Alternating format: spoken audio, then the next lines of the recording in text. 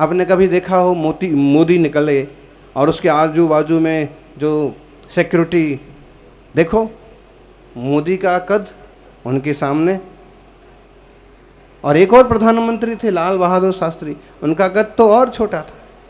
लेकिन और अपर गुरुदेव सन्मति सागर जी को देख लो, उनका कद भी कोई बहुत बड़ा थोड़ी था, 5.5 पौने 6 फुट का था, लेकिन दुनिया का बड़ा से बड़ा आदमी उनके सामने सिर झुका था।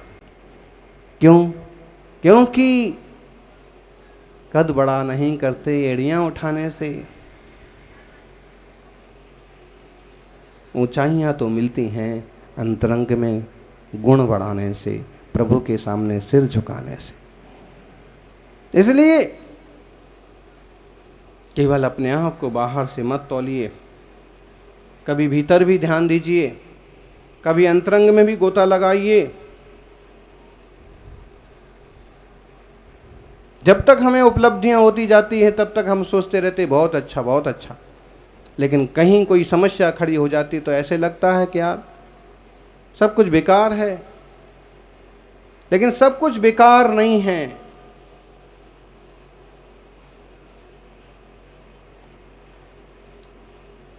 सत्कर्म का सत्फल देर से मिले, मिलता जरूर है।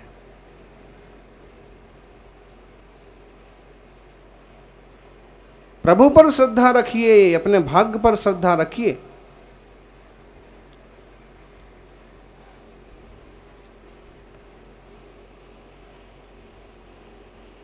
अगर विपत्तियां आती भी है तो ऐसा समझ लीजिए कि हो सकता है कुछ और बड़ा होने वाला हो, छोटे में टल गया। एक छोटी सी कहानी, राजा का बहुत बड़ा बगीचा था और बगीचे में तरह तरह के फल आते थे, ढेरों फल उगते थे, ढेरों फल आते थे। और माली का काम था कि मौसम और राजा की पसंद के हिसाब से कोई ना कोई फल लेके जाता, टोकनी की टोकनी सामने रख देता और महाराज की जय हो। जब व्यक्ति विचलित होता है तो ऐसे कुछ भी उपद्रव करता है। एक अपने मुंह में अंगूर डालता और एक अंगूर उठा के, और जितने बार उसके सिर पर अंगूर पड़ता है वो कहता है भगवान बड़ा दयालु है, प्रभु की बड़ी कृपा है, भगवान बड़ा दयालु है। कितने बार मारने के बाद राजा का जब दिमाग थोड़ा सा फ्रेश जैसा हुआ, अपन जब किसी पर भड़ास निकाल लेते हैं, अपना गुस्सा निकाल देते हैं, तो थोड़ी सी फिर थोड़ी सी समझ आती। इसलिए भड़ास निकालने के लिए किसी आदमी पर निकालने की बजाय आप किसी पत्थर पर निकाल दीजिए। देखना पत्थर भी टूट सकता है, कागज पर लिख करके कागज पर निकाल दीजिए। आप बोलोगे जब सामने इंसान है तो कागज और पत्थर और ये पेड़ और पौधे पर क्यों निकालने का? लेकिन इससे क्या होता है, रिश्ते बिगड़ते ही हैं, संभलते नहीं। और उसने फिर एक लिया अंगूर, एक मुंह में दिया और एक उसके जोर से दिया, उसको फिर एक आंखें माथे पर लगा। लेकिन राजा है और वो नौकर है, सेवक है, हाथ जोड़ के फिर उसने, भगवान बड़ा कृपालु है। राजा का ध्यान उस तरफ गया और भाई कहा तू बार बार क्या बोलता है? उसने कहा महाराज भगवान बड़ा दयालु है, मैं तुझे अंगूर मारता हूँ फेंक करके और तुझे चोट भी लगती है, कई बार चोट को तू दबाता भी है हाथ से, लेकिन ऐसा क्यों बोलता है? तुझे शिकायत करना चाहिए, कभी माथा ठोकना चाहिए कि आज कौन से माहौल में यहाँ आया और मुझे कोई सुनने को मिल रहा, मेरे को मार पड़ रही है। उसने कहा ना महाराज भगवान बड़ा दयालु है। क्यों दयालु है जी? उसने कहा आज बगीचे में सब प्रकार के फल पके थे, मेरा मन भी हुआ कि नारियल लेके चलूं,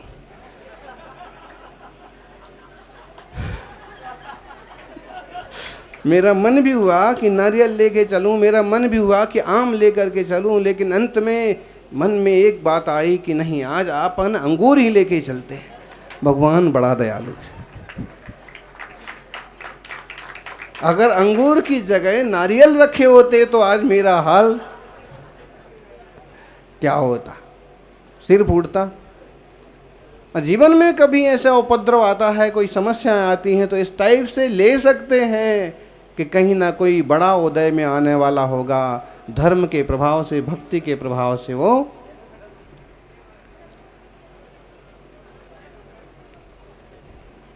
देखो। जिन लोगों को शिकायत है अपने जीवन से, देखना चाहिए हमारी दो आंखें तो हैं। कभी हमें बहुत शिकायत होती है कि उनके पास जितना है हमारे पास नहीं है, उनने बहुत पाया है हमने नहीं पाया है। कभी ऐसे उदाहरण देखो कि जिनकी आंख नहीं है, उन्हें रास्ता बताने वाला भी कौन है। जिनके पाँव नहीं हैं, उन्हें चलाने वाला कौन है। जिनके हाथ नहीं हैं, उन्हें खिलाने वाला कौन है।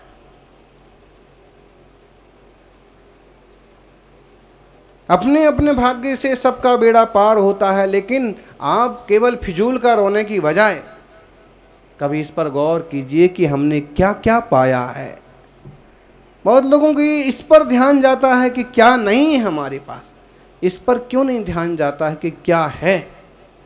एक अच्छी सी गाड़ी है आपके पास, एक बढ़िया सी लाड़ी है आपके पास, समय पर भोजन मिल रहा है, और खास जिन धर्म की रुचि और धर्म के साधन भी हैं। बहुत ज्यादा अपने भाग्य को कोसिए मत, दोष मत दीजिए। बहुत लोगों को गिला है कि हमें बहुत कम मिला है। बहुत लोगों को गिला है कि हमें बहुत कम मिला है, लेकिन कभी विचार करो, जितना आपको मिला है उतना कितनों को मिला है।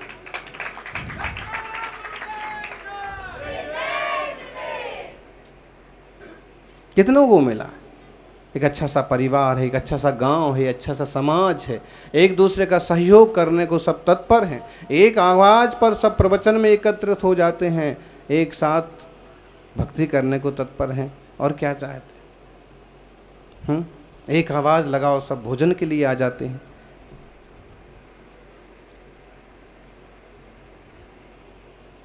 प्रवचन के लिए आ जाते हैं, अवसर पर काम आ जाते हैं। कोई तो ऐसे बता रहा था कि 4-5 गांव का ऐसा संयोग था कि अगर एक गांव में कुछ हो गया तो सारे गांव के लोग पंचायत करने के लिए, त्योहार मनाने के लिए, कार्यक्रम में सम्मिलित होने के लिए और भोजन करने के लिए।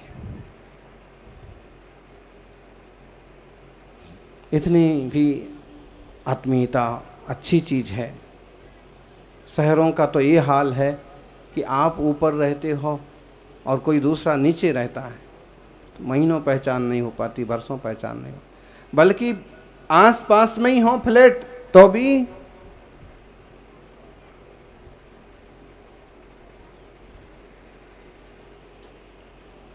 भगवान तब दयालु होगा जब आप भगवान पर श्रद्धालु होंगे।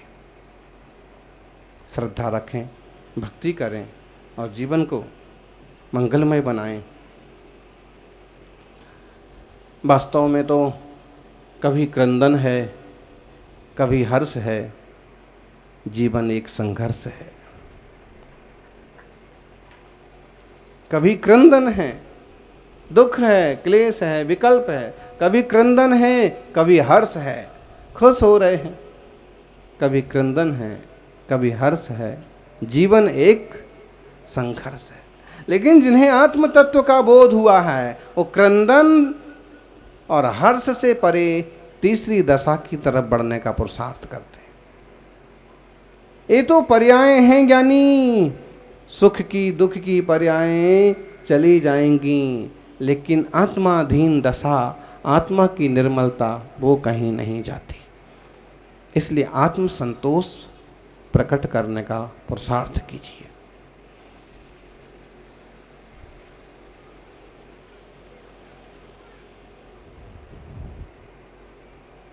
कैसे आएगा आत्म संतोष?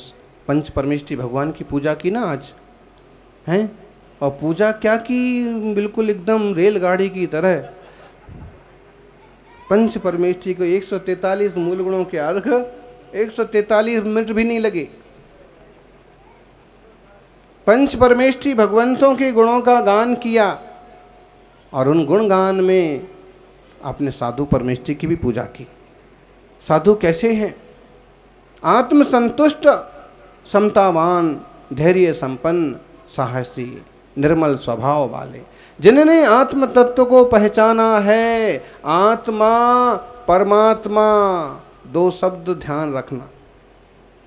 परमात्मा तो जो शुद्ध हो गई, सिद्ध हो गई वो, और आत्मा हम स्वयं। और आत्मा जब पवित्र होता है तो परमात्मा बनता है। परमात्मा के मंदिर में हम परमात्मा की केवल पूजा के लिए नहीं जाते हैं, खुद भी परम पवित्र होने के लिए जाते हैं। हे भगवान, जो तू है सो मुझे भी बना ले। संसार के जंजाल से पार, परम शुद्ध स्वभाव, द्रव्य गुण पर्याय। आपका कौन से द्रव्य है? अष्टद्रव्य में से कौन से द्रव्य हो आप? अष्टद्रव्य में से नहीं है, षड द्रव्य में से। जीव, पुद्गल, धर्म, अधर्म, आकाश काल में से हम सभी चैतन्यमय जीव हैं। पुद्गल पुद्गल सब दिख रहा है, धर्म अधर्म आकाश काल सुनिर्धारित है। जिससे परिणमन हो रहा है वो काल है। चलने में निमित्त है वो धर्म द्रव्य है, ठहरने में निमित्त है अधर्म द्रव्य है, और स्पेस देता है, जगह देता है वो आकाश है। पुद्गल कौन है? ज्ञानी, बहुत ज्ञान हो गया। ये श्रावक घर गए और जब वापस आए तो कह बोलते हैं, आत्मा तो हमारा यहाँ रहता है, बस पुद्गल घर चला जाता है।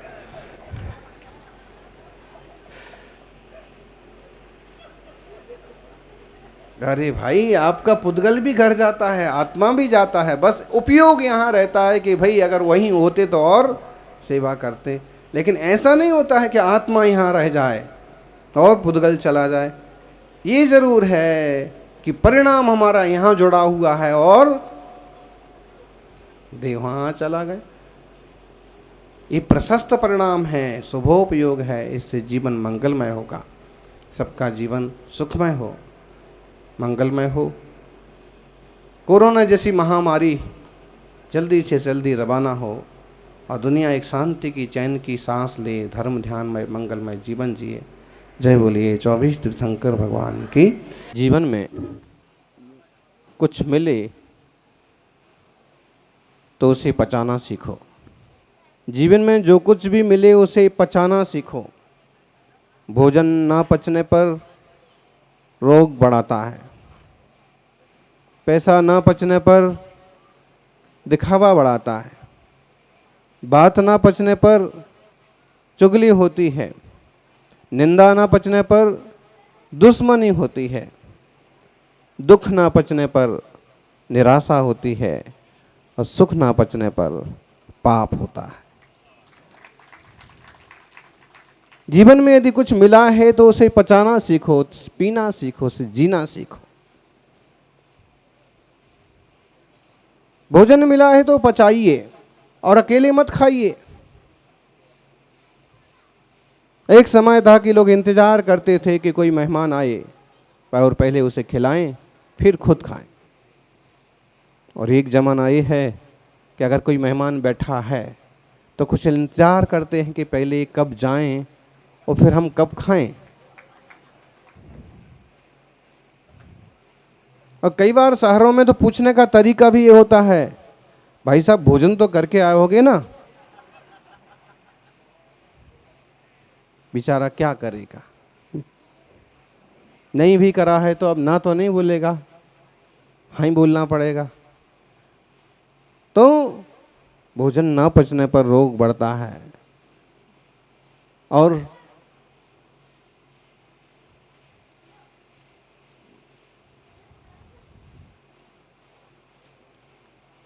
दूसरे का छीन करके खाना विकृति है, खुद का खुद खाना प्रकृति है, लेकिन किसी और को खिला करके फिर खाना ये संस्कृति है। अतिथि देवो भव।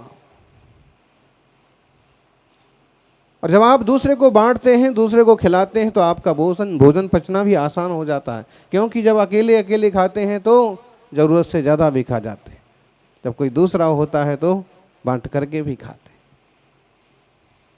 भोजन ना पचने पर बीमारी बढ़ती है, पैसा ना पचे तो दिखावा बढ़ता है, गैर जरूरी काम करते हैं, दिखावा करते हैं। खावा करना तो ठीक भी है, लेकिन दिखावा करना ठीक नहीं है।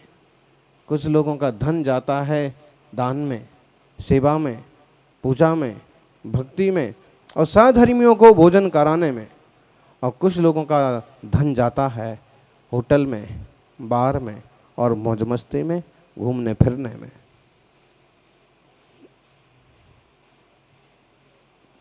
पैसा हो दिखावा नहीं करें, सदुपयोग करें। इतने अच्छे ढंग से पूजा विधान संपन्न हुआ, इतने अच्छे ढंग से ऋषि मंडल की आराधना हुई। ये भक्ति है, और भक्ति में हमारे पास जो कुछ है समर्पित करने की कोशिश करना चाहिए।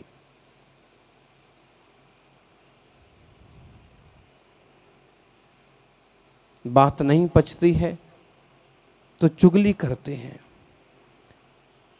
और जब आप किसी को कुछ बोलते हैं, खासकर महिलाएं, एक बात बताऊं, बोले बताओ, किसी और को तो नहीं बताओगी।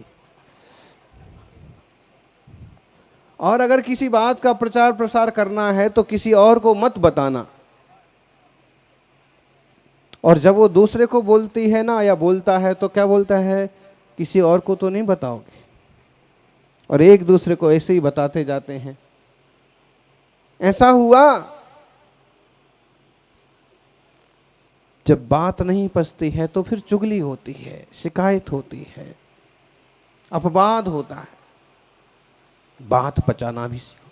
कई बार आदमी 4 रोटियां तो पचा जाता है, लेकिन 2 बातें नहीं पचा पाता।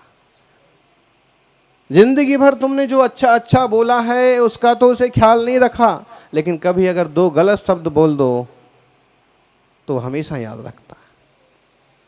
इसलिए जिंदगी और जबान एक दूसरे के पूरक है। जबान फिसले तो जिंदगी फिसल जाती है, और जिंदगी संभले तो जबान संभल जाती है।